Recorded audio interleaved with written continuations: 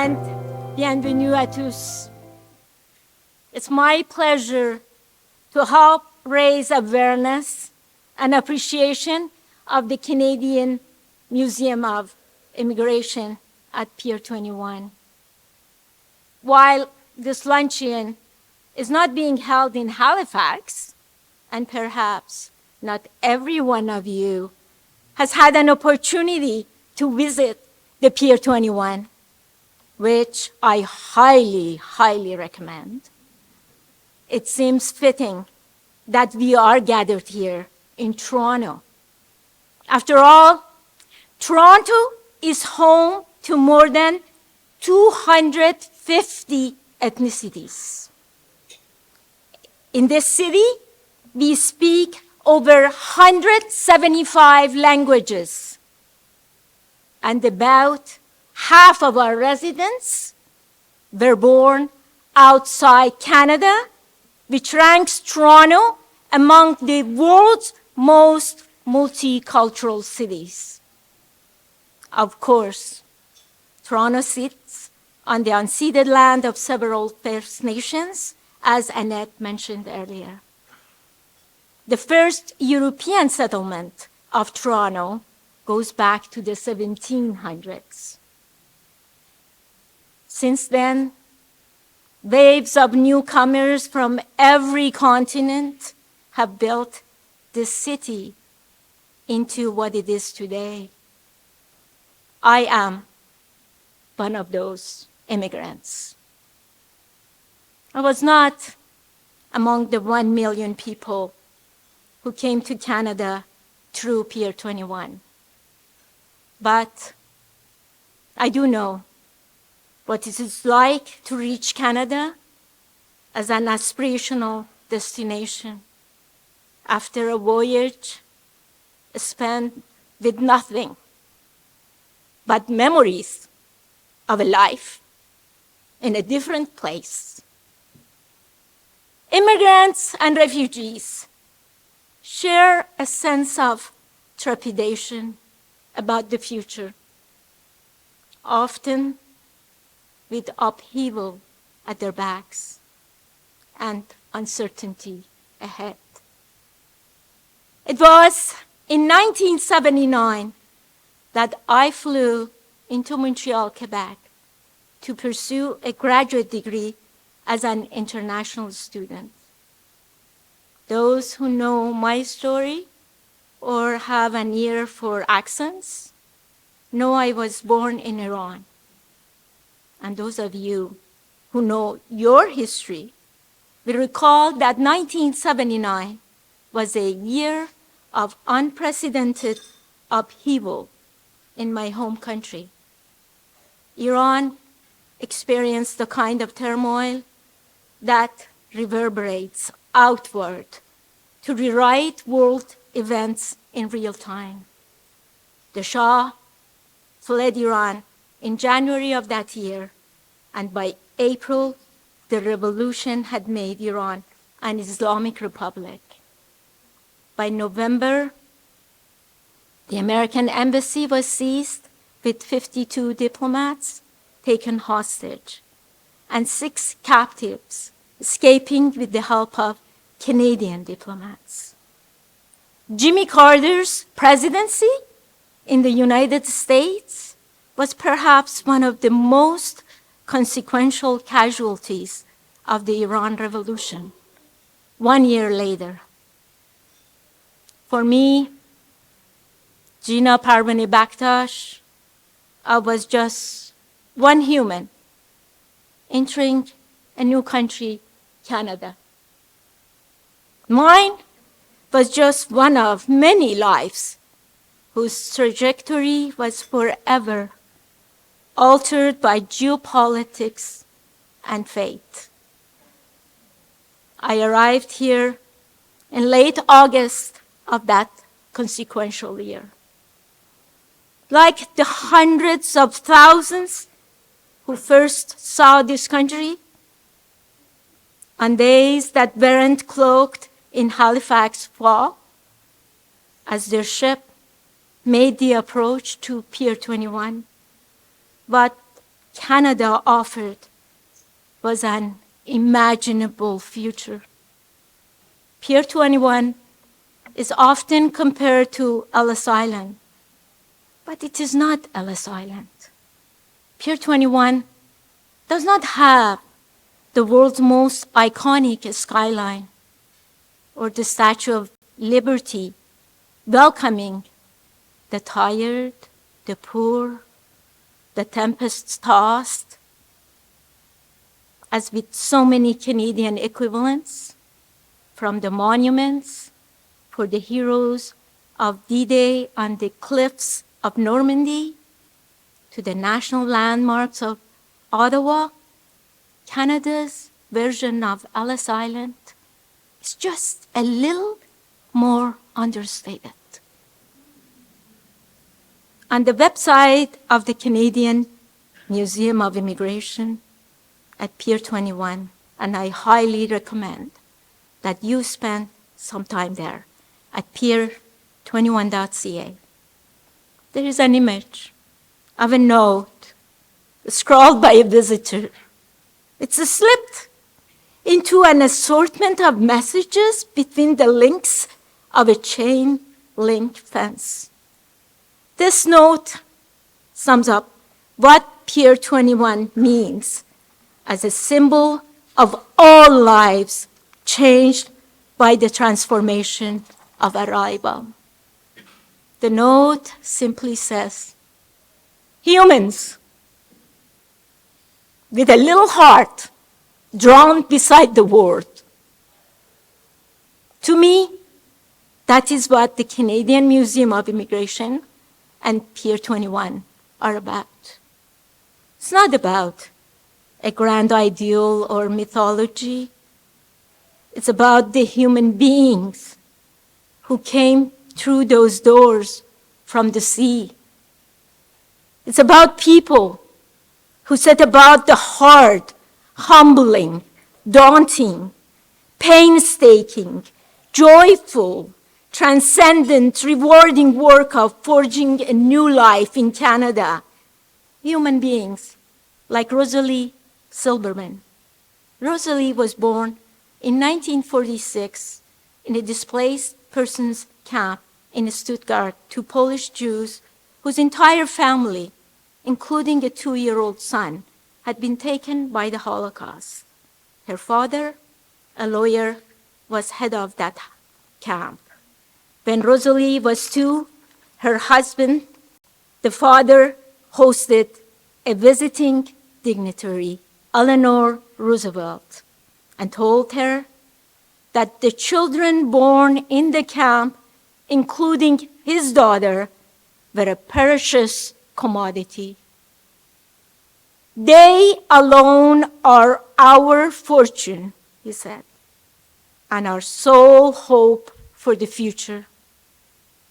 Jacob and Fanny Silberman and their 2 children came through Pier 21 in 1950 and settled in Toronto. Rosalie Silberman Abella became a lawyer because her father couldn't practice law. She would become the first refugee ever to sit on the Supreme Court of Canada. Coming to Canada, she once said, was the precious gift, the possibility of endless possibilities, and the freedom to pursue them in safety and security. And now I will tell you why I chose Canada. I came because my brother was here. One reason Canada attracts so many immigrants. Excellent word of mouth. He told me Canada was a great country where my future would only be limited by the size of my dreams. And I dream big. Like my brother, I studied engineering at Concordia University, which was made possible thanks to a generous scholarship. And in 1989, I became the first woman to earn a PhD in building engineering in Canada. 30 years later, after a rewarding career in engineering, I repurposed my dreams into philanthropy. My goal was to repay the support I was given as a scholar, as a woman, as an engineer, and as a newcomer. I wanted to ensure that others with similar visions, dreamers of every background, origin, culture, race, religion, and gender, could have the same opportunity. In 2018, the Gina Cody School of Engineering and Computer Science became the first engineering and computer science faculty in the world named after a woman.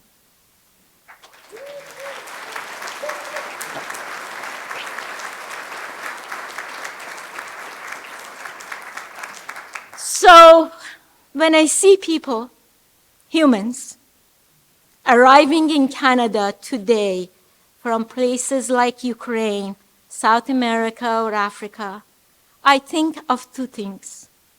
First, my heart goes out to them because I know what it is like to be propelled by fear into the unknown. You calculate the risk that your own future and the future of your children and their children will be better in a place you have never been to. You bet on a place full of strangers who speak a different language and have a different history. Second, I wonder what their story will be. How will they make their mark on the country that gave them the possibility of endless possibilities? Not all newcomers will be captains of industry or Supreme Court justices. Not all newcomers can be like Tarek Haddad, founder and CEO of Peace by Chocolate, and the subject of a feature film whose living hell as a Syrian refugee was transformed by the tranquil and welcoming embrace of Nova Scotians. Not all newcomers will be like Gurdeep Pandher, who left a small village in Punjab for a cabin in the snowy Yukon. His mission? To spread positivity, inclusion, racial harmony, and cultural kinship through Bhangra dance has lifted the world. Not all new Canadians will write their stories and win the Governor General's Prize like Concordia honorary degree recipient Kim Thuy, who immigrated from Vietnam. Not all newcomers will write their stories and win the Giller Prize like Omar El-Akkad, who was born in Cairo and immigrated from Qatar to Toronto. Not all new Canadians will write their stories and win the Booker Prize like Michael Ondaatje, who was born in Sri Lanka and immigrated from England to Toronto. But all of them will have stories. I know, like all exiles, they will suffer the shock of displacement. They will miss so many things they had never noticed until they were gone. They will be reminded of home by the strangest, most unexpected sights, sounds, and smells. And then, slowly but surely, the way only time can change perspective.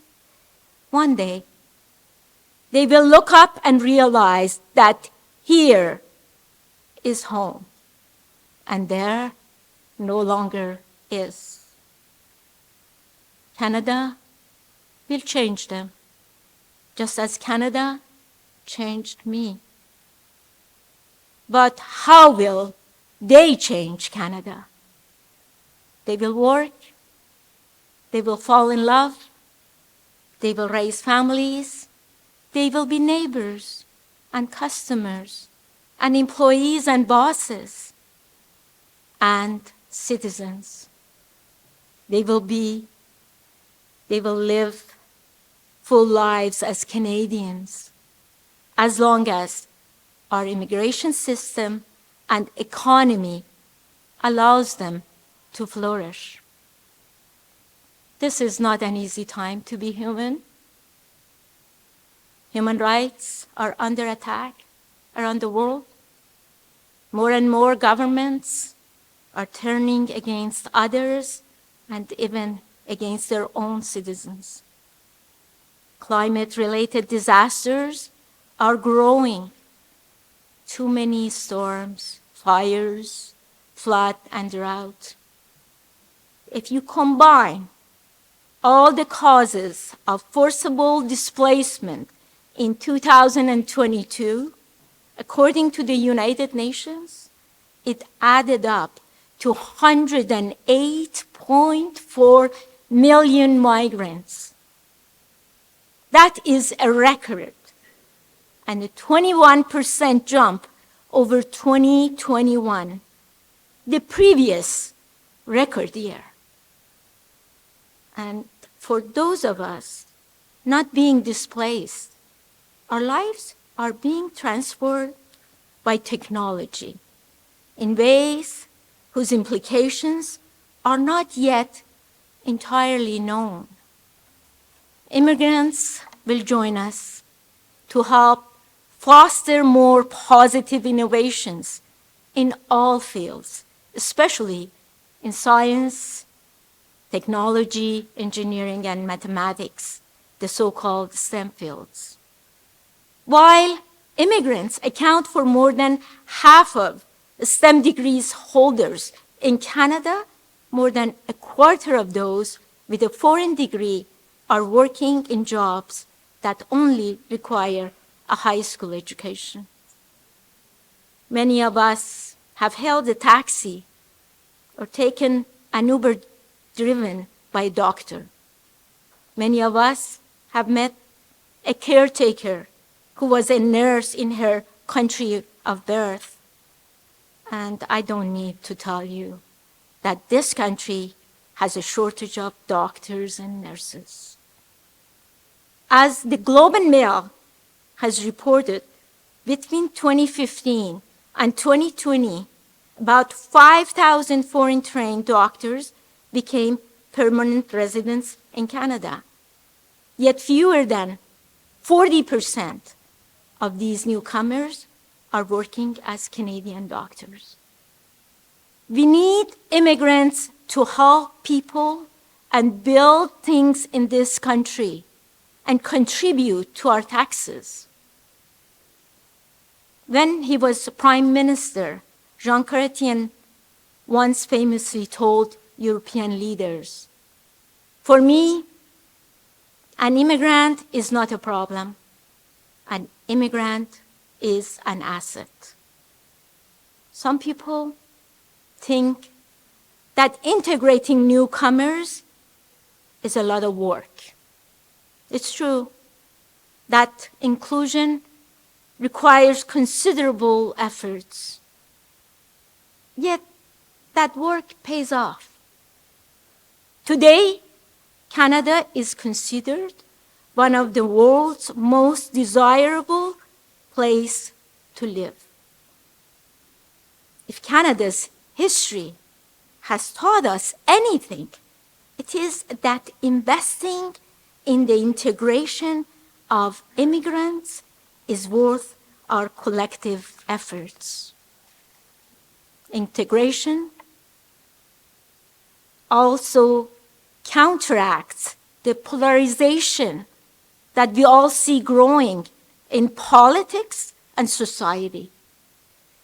In the last decade, however, we have seen a concerning trend in our economy. According to a report published last week by the C.D. Howe Institute. While Canada has been growing by immigration, business investment has plummeted since 2014. Figures for 2023 to date show per worker investment in real terms is at least 1/5 below its late 2014 peak. Nothing like that has happened in Canada since the Depression of the 1930s and the Second World War. Our business investment per worker has fallen behind the other OECD countries and far behind the United States. To maintain our standard of living, we need to encourage investment and immigration concurrently for the benefit of a growing country. Supporting immigrants to properly integrate into Canadian society is complex, long-term work. There are no quick fixes.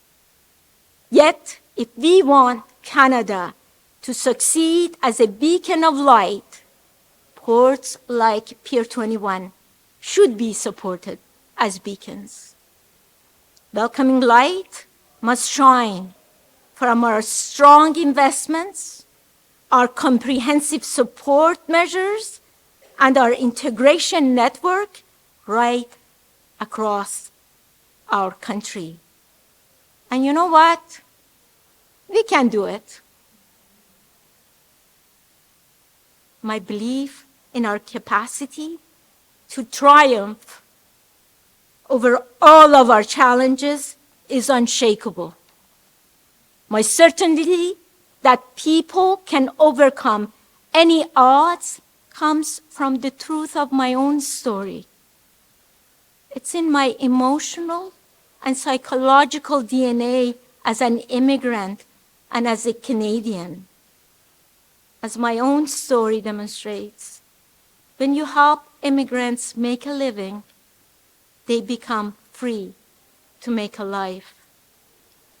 Canadian newcomers can live lives they would not, and maybe could not, live in the places they fled. It's that worldview, both personal and collective, that the Canadian Museum of Immigration at Pier 21 honors. That you joined us to hear this immigrant share her Canadian story gives me great hope. And it is that spirit we celebrate here today. And I hope for many, many tomorrows. Thank you. Merci beaucoup.